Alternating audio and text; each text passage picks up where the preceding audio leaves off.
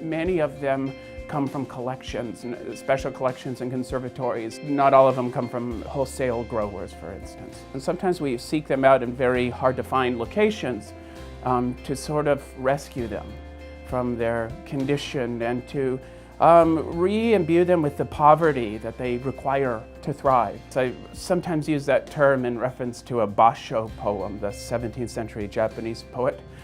He's got a famous poem where he says, "Come out to view the flowers blooming in poverty."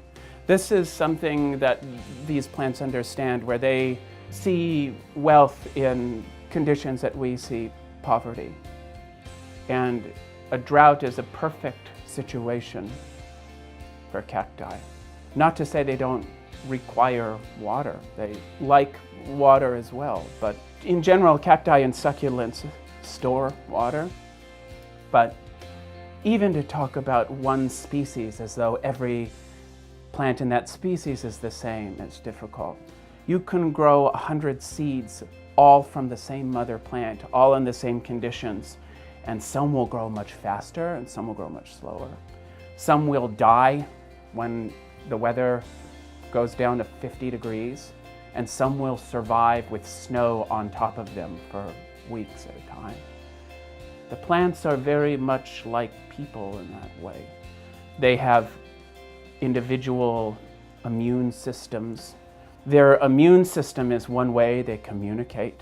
And when you start to work with these plants that are generally in habitat solitary, they don't usually grow in groups next to each other, in tribes.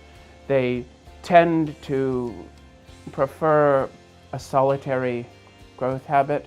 So we try to deal with the plants on that level, to think of them as individuals, even so much so that when we give people advice on how to water them and how to take care of them, we often have to do it with a caveat that there's no real rule, and you have to come to understand your plant.